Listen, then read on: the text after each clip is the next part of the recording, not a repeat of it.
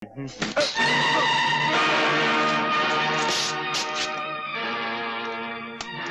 तुमने टांग अड़ाई है 144, फिर ना रोना कभी, नहीं तो उसे काट कर तुम्हारी गर्दन के साथ बांध दूंगा।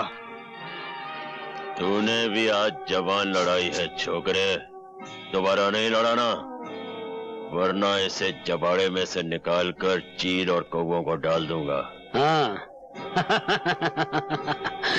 तुम जानते नहीं, मेरा नाम शक्ति सिंह है, और शक्ति सिंह जिस जेल में जाता है वहां का जेलर या तो इस्तीफा दे देता है या किसी दूसरी जेल में तबादला करवा लेता है। हमारा रिकॉर्ड भी कुछ तुमसे बुरा नहीं है। हम भी जिस जेल में जाते हैं, जेलर की हुकूमत सिर्फ जेल के दफ्तर में होती है, जेल के अंदर हुकूमत शमशेरा की चलती है। हर कैदी को हदायत है कि जब भी शमशेरा के सामने से गुजरे, पहले झुक के सलाम करे और फिर आगे बढ़े। और हमारे सर को शमशेरा ना ही झुकने की आदत है ना ही सलाम करने की। तुम में इतनी ताकत है तो इसे झुका के दिखा दे। मैं इसे झुकाकर भी दिखा दूंगा और काटकर भी दिखा दूंगा।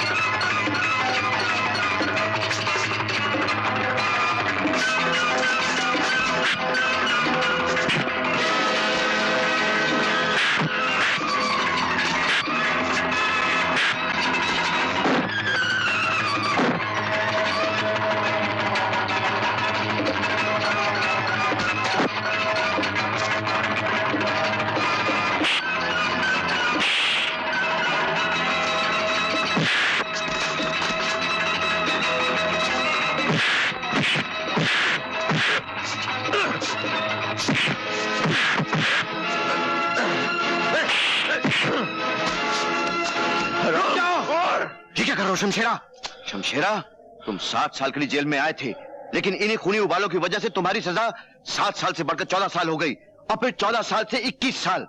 कल तुम्हारी रिहाई का दिन है, कहीं ऐसा ना हो कि रिहाई का मुंह देखने के लिए फिर तुम्हें बरसों लग जाएं। शमशेरा ने पहली बार अकल की बात सुन भी ली और मान भी ली। नौजवान जाओ, तुम्हारी किस्मत अच्छी है।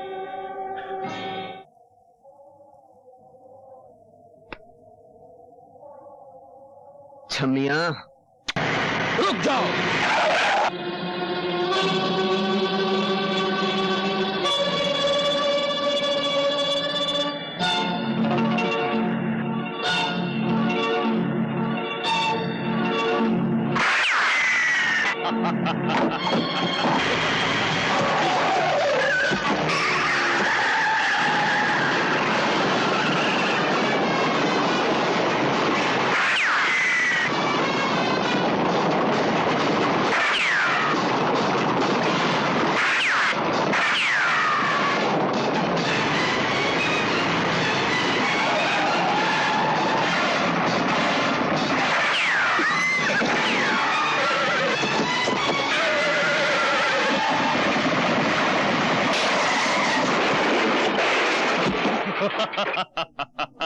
ले चलो।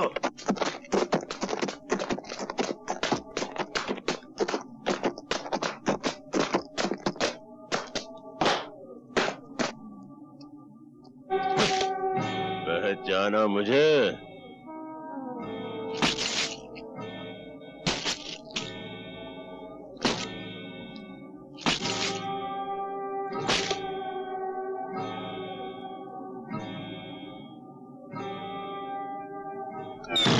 अपनी मौत को सामने देखकर भी नहीं पहचानते? शमशेरा,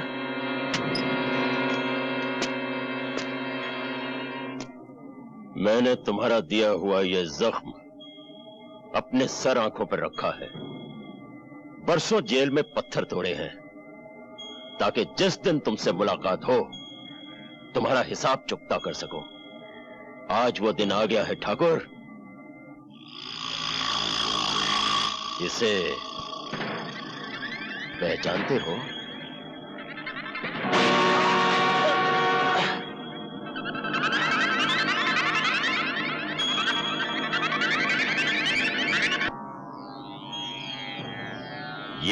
खड्डा मैंने तुम्हारे लिए ही खोद कर रखा है।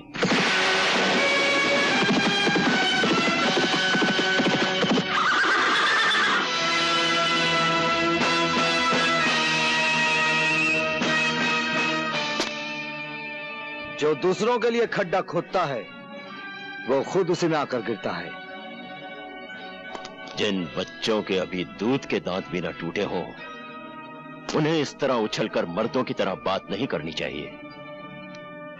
मर्द तो मैं हूं, वो भी असली, और बेटा भी मर्द का।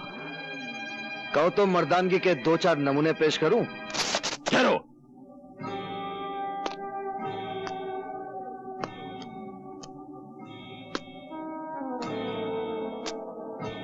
लगता है कि तुम्हें पहले कहीं देखा है। हाँ, जरूर देखा होगा।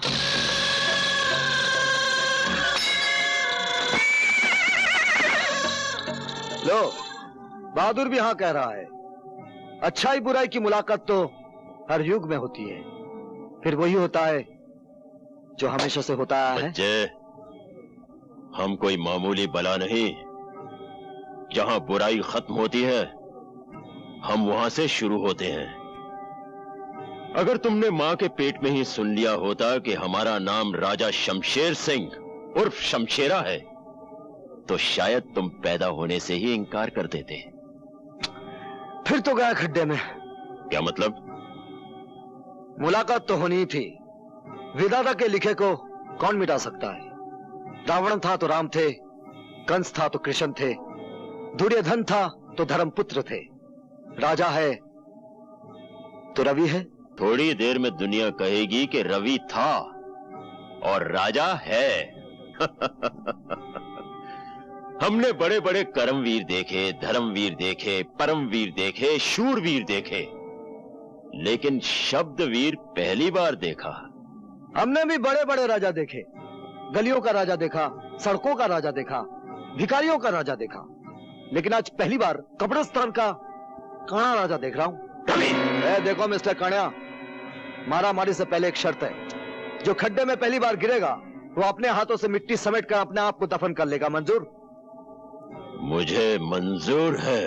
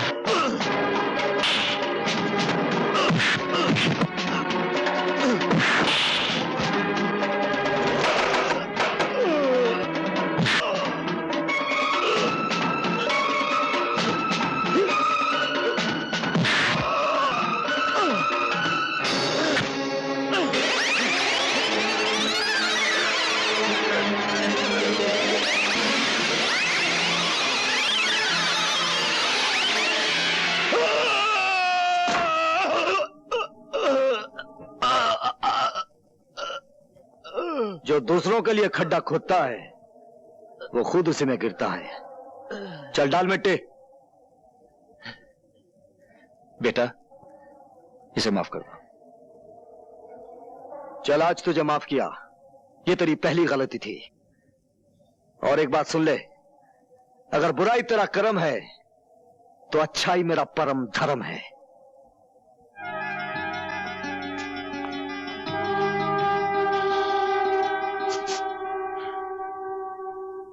हाय राम, ये क्या हो गया आपको? कैसे हुआ ये सब? जिंदा पहुंच गया तुम्हारे पास। भगवान का शुक्र करो सावित्री।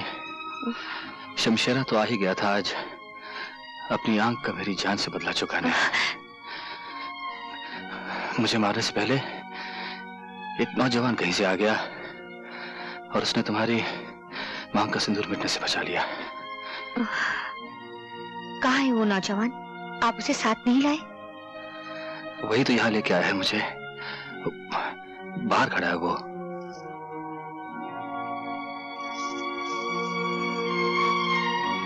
भगवान तुम्हें बहुत कामयाबी दे बेटा। मैं तुम्हारी झोली सोने चांदी से भर दूंगी। तुमने मुझ पर इतना बड़ा उपकार किया है कि... जो मैंने किया है वो उपकार नहीं था, वो मेरा धर्म था, और धर्म अपना इनाम खुद होता है। उसे सोने चांदी के तराजू में तोलकर मुझे शर्मिंदा ना कीजिए।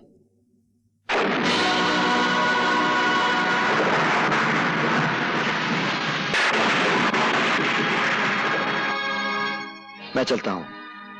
उनकी देखभाल के लिए किसी डॉक्टर को बुला लीजिए।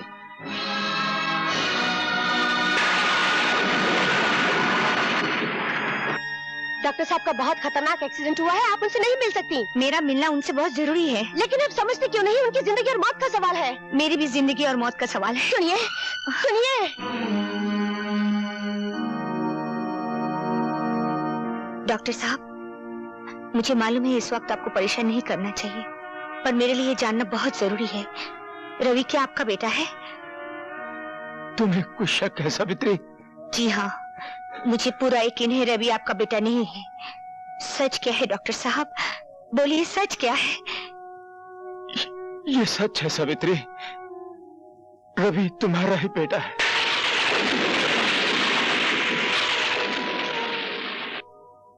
मगर अब इस सच्चाई को मेरे साथ ही मर जाने दो, नहीं तो तुम्हारे हरे भरे घर में आग लग सकती है। डॉक्टर साहब, डॉक्टर साहब, डॉक्टर साहब।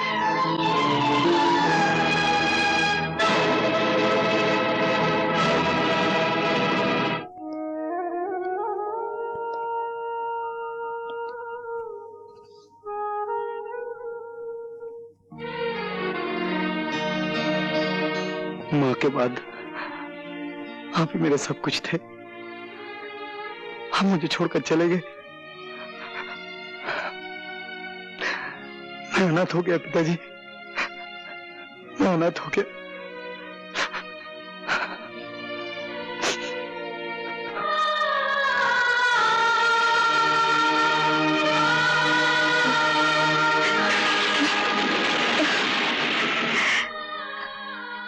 हे भगवान, अब मैं क्या करूं?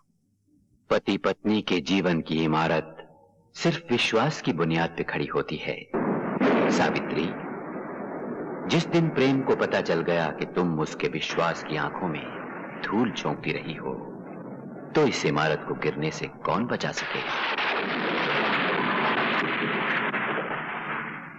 इस इमारत को अब झूठ बचा नहीं सकता। बचा सकता है तो सिर्फ सच ही बचा सकता है। और आज मैं सच बता के रहूंगी।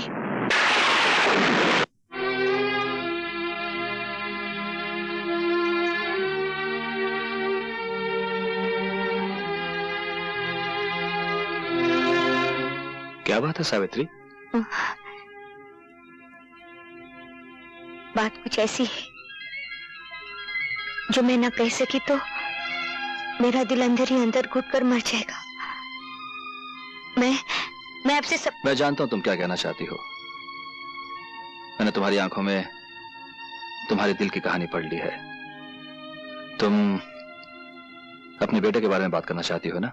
हाँ हाँ, आपको कैसे मालूम कि मैं अपने बेटे के बारे में बात करना चाहती हूँ?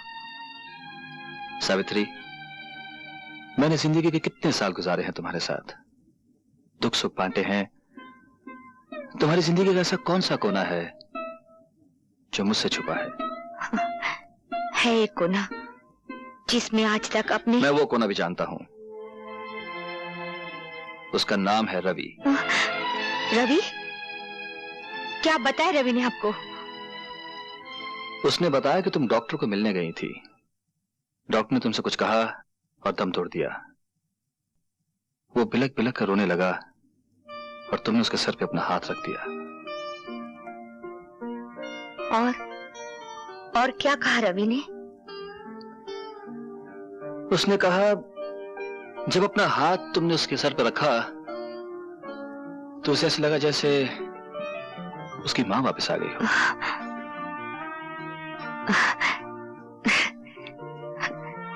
बेचारा, उसने मां को जाना ही नहीं, फिर भी मां से कितना प्यार करता है।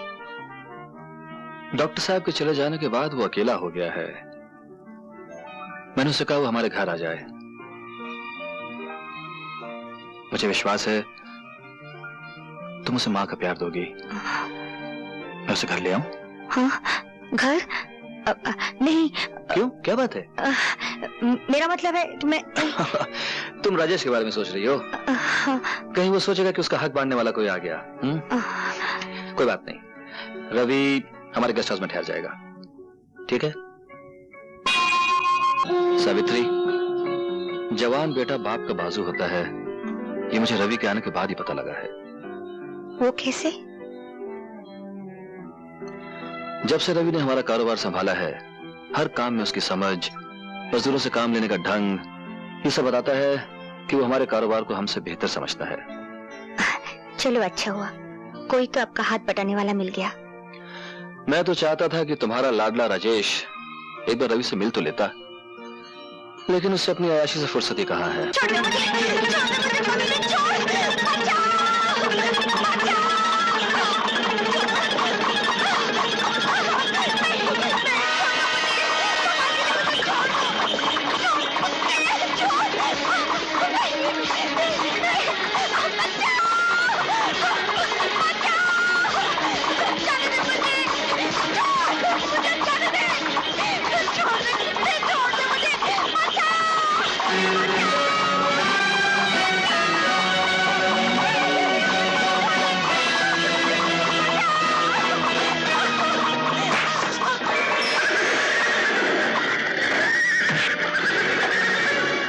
कौन हो तुम जो मेरे और मेरे शिकार के बीच में आके खड़े हो गए हो?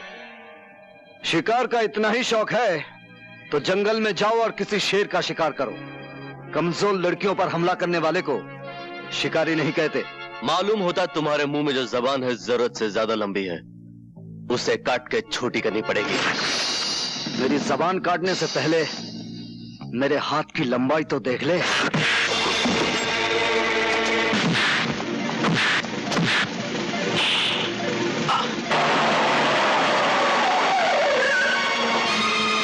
राजेश,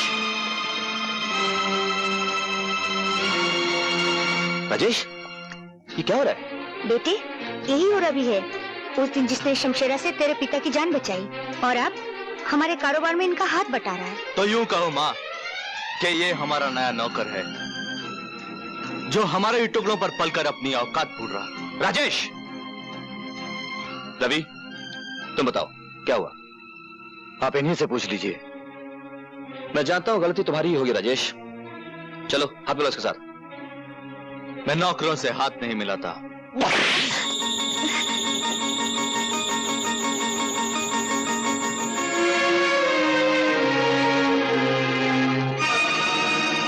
ये क्या किया आपने? जवान बेटे पर हाथ उठाया? हाँ।